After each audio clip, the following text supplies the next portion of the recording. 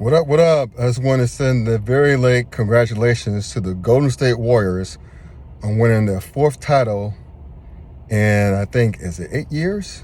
Yeah. Yeah, I think it's 4 titles in 8 years. And fourth in 6 tries.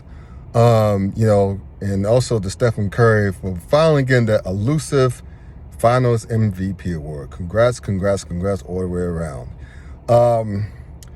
What makes this Warriors title so spectacular and so meaningful is not only, the obvious they did it without Kevin Durant, blah, blah, blah, but the journey that they took since losing Kevin Durant during that run against when they lost in the finals to Toronto, albeit they were, everyone was injured, in Kevin Durant's case, and in Klay Thompson's case twice in the series.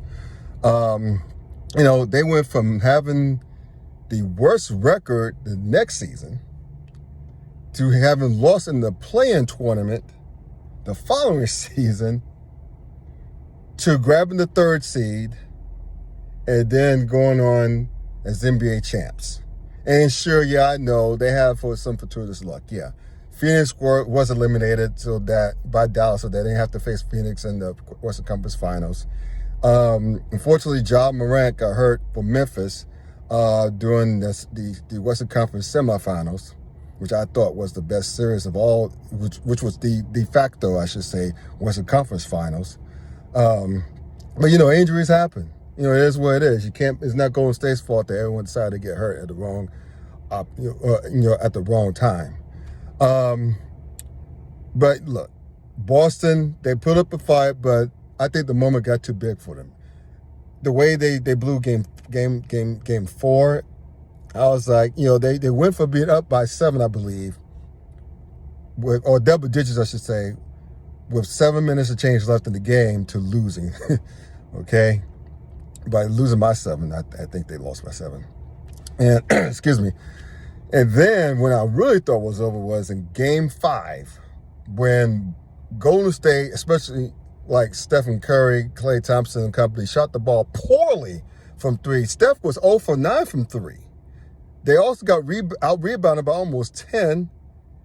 They didn't get to the line more than 10 times. I should say have more than 10 free throw attempts. And they still beat Boston.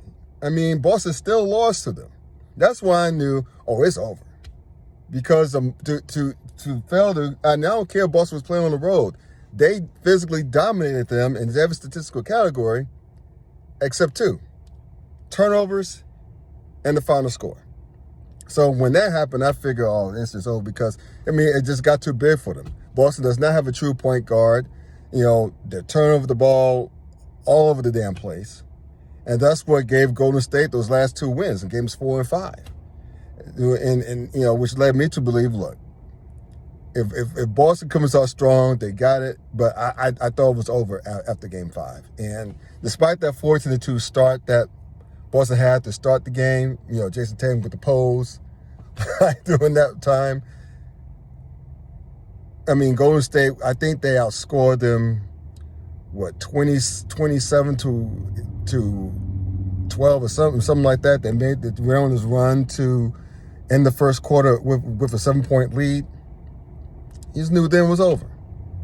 And that just confirmed it. So, look, Boston had a hell of a season. They'll be back next year. I think it'll be tougher because everyone's going to get better. Kind of like Golden State, Boston had a fortuitous run with injuries to the other teams. Like, Milwaukee did not have Chris Middleton. I thought that was a huge difference. Brooklyn was also messed up, so we won't count them in the first round. But Miami, like, whatever happened was going on with Jimmy Butler in games 4 and 5. I just would never know. But still, Boston got there. It's just similar to Golden State. You can't fault Boston for getting there. It wasn't their fault that everyone got hurt or had bad games.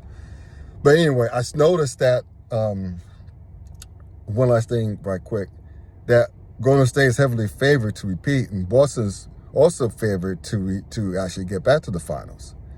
That's way too early for that. Injuries and trades and free agent acquisitions will change most of that, but I'm not going to just let that dampen the moment. Congrats again to Golden State. Congrats to Stephen Curry.